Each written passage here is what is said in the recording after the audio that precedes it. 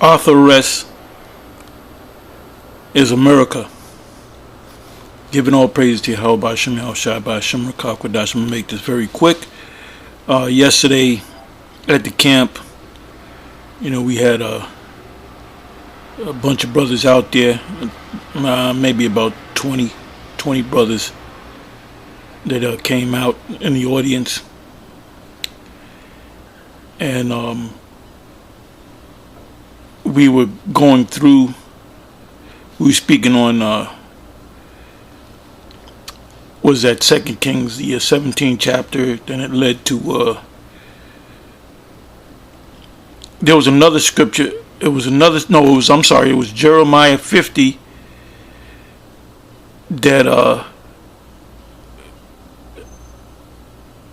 I'm not going to read it, but in Jeremiah 50, I believe it was around the 4th verse, it speaks about the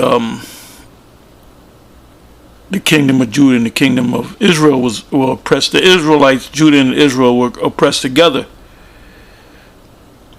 And that oppression came when they were over here in the Americas.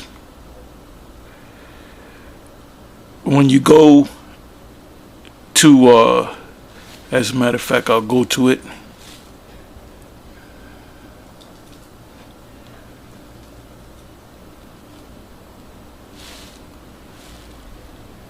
This is Second Ezra, or Esdras, which is a Greek way of saying Ezra.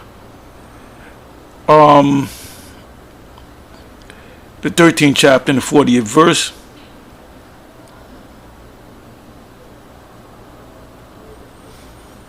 I'm just looking through it. Okay, I'm going to go to the 40th verse. So when you go to the first verse, it speaks about the Lord coming back in a gigantic ship along with the angels, and how he's going to destroy his enemies and our enemies, and that's going to be done in America. It's because America is ultimately going to be destroyed, Babylon the Great, and then it jumps back in time to when the Northern Kingdom came back, was already here. And it says how the rest of the brethren shall meet with them. I'm going to read it. I'm just saying that, loosely saying that, paraphrasing, but I'm going to actually read it. So what I did was I asked the brothers out there, what does Arsareth mean? And none of them knew. I mean, not that it's a big deal. They should know. They're somewhat new. And I believe one brother did know. And we had went to, I said, go back to Deuteronomy 29, verse 29. I meant to say 29, verse 28. And it actually says,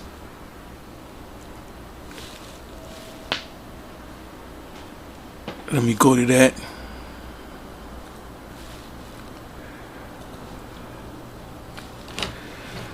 It's good to check out those words.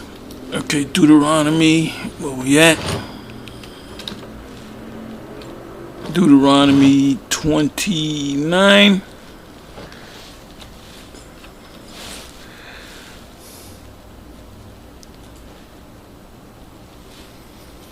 And 28.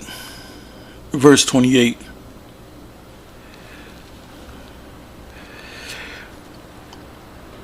It says 27. Deuteronomy 29 verse 27.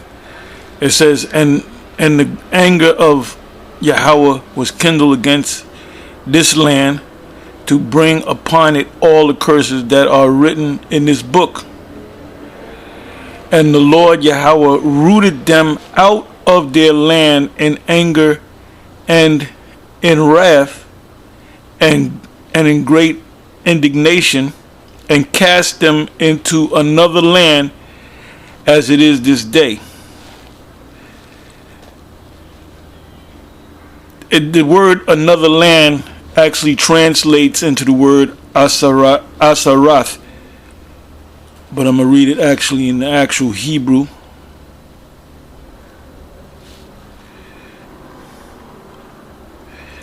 See, to get these mysteries, you got to know these words. Excuse me.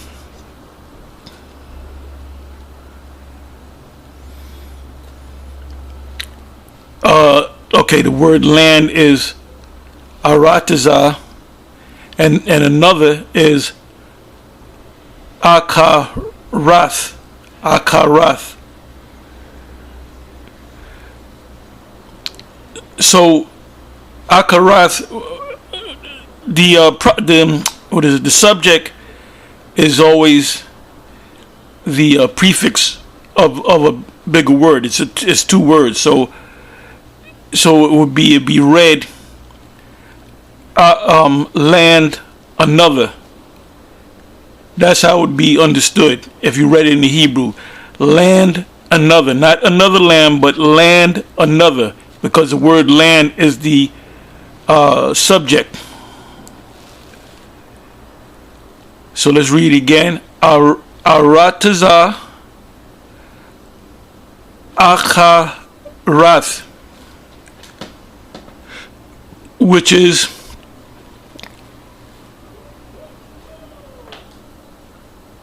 come back over here. It says those are the 10 tribes which were carried away prisoners out of their own land. That's when the Syrian king Shalmaneser V took over the kingdom of Israel, and the kingdom of Judah didn't give a shit because there was a split there, so they became enemies. It says their own land in the time of Hosea the king, that go back to 2 Kings, 2 Kings 17. You can read that whole chapter. Whom Shalmaneser, the king of Assyria, led away captive, and he carried them over the waters. And so you can understand the history.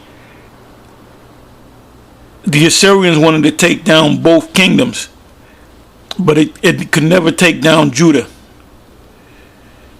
The kingdom of Judah always fought their way out of being captive, but they wound up getting the northern kingdom. It says king of Assyria led away captive, and he carried them over the waters, and so came they into another land. That other land is Assyria. It says, but they took this counsel among themselves, that they would leave the multitude of the heathen, which were the Assyrians in particular, and go forth into a further country where never mankind dwelt. So you got guys saying that they went into Africa. They ain't going to Africa because there were people dwelling, Hamites were dwelling in the land of Africa. Now you might get stupid and say, well, look, nobody dwelt in West Africa. That country, which they call a continent, country, the scriptures don't use the word continent, they'll use country.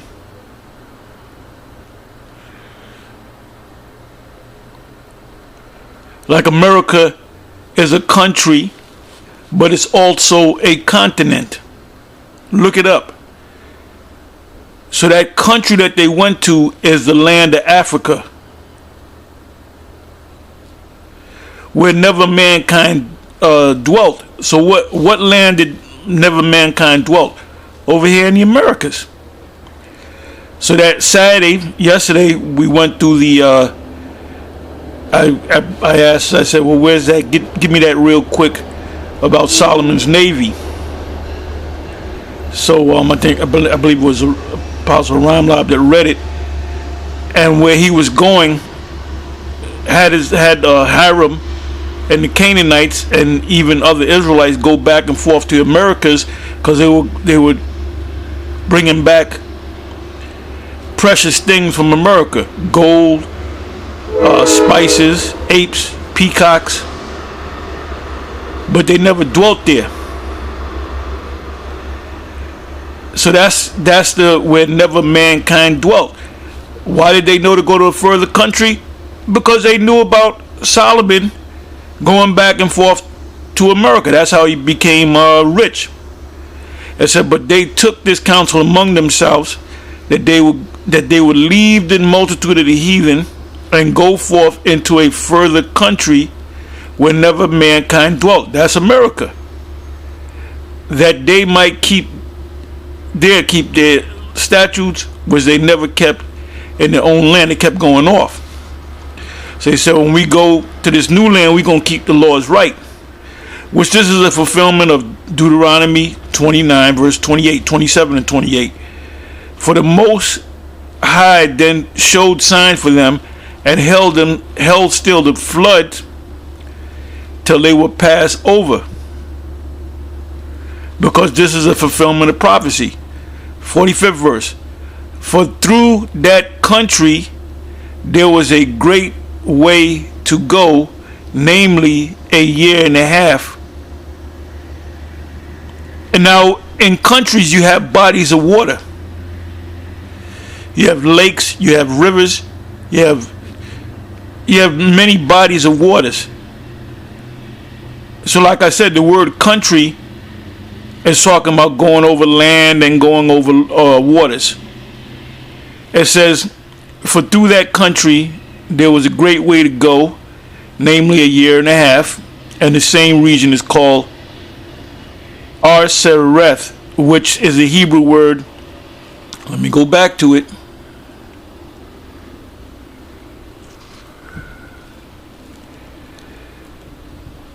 You read it backward. You read land another.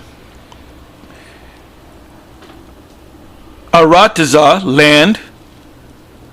Acharath, another.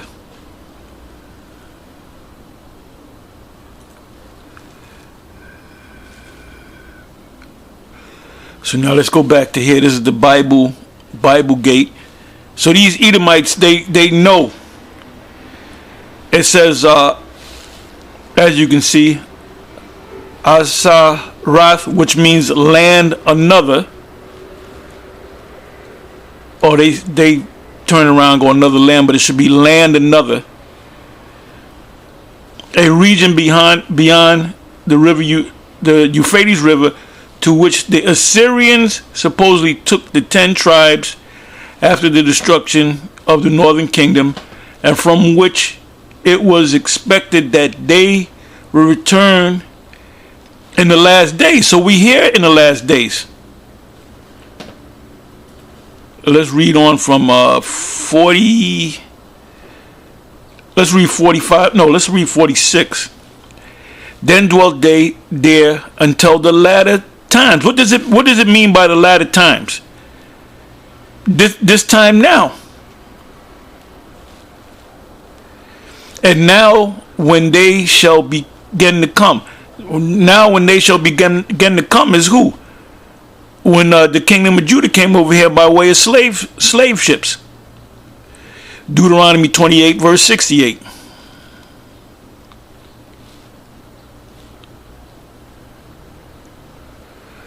It says the highest shall stay the springs of the stream again,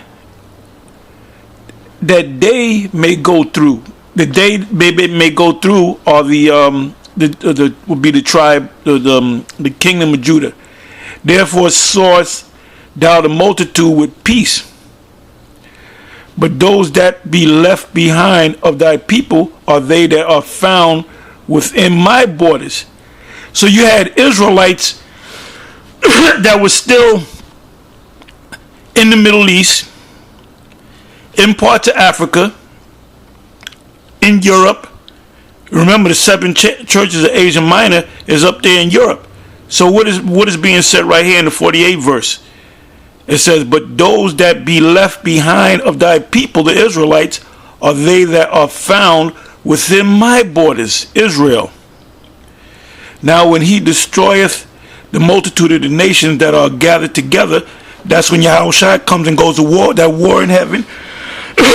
He shall defend his people, the Israelites, that remain.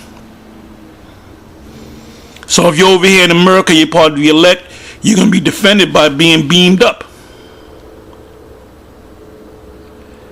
And then, 50th verse, and then shall he show them great wonders. the Lord, it says in Isaiah 47, he shall not meet you as a man.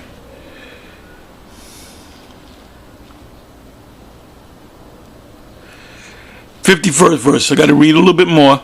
Then said I, O Lord, O Lord, that beareth rule, show me this. Wherefore have shew me this. Wherefore have I seen the man coming up from the midst of the sea? Did he come from the midst of the sea? No, he came from outer space. Let's see what 52 says. And he said unto me, like as thou canst neither seek out nor know the things that are in the deep of the sea, which is space, because he ain't coming out of no water. Now some simple ass nigga come up, see, the Lord is going to come up out of the ocean. Sea represents space. And it says the beast came up in Daniel 7. The beast came out of the sea, right? They didn't come out of no sea. They formed themselves. This is parabolic. Even so can no man upon earth see my son, or those that be with him, but in the daytime, because he's going to come in the daytime. It says all shall see. The tribes of the earth shall mourn. It says this is the interpretation of the dream which thou sawest, and whereby thou only art here lightened. Oh, that's all I got to read. So the Northern Kingdom came over here to the Americas. They didn't go to Africa. You had some Israelites, we just read this, that stayed in the Middle East. When I say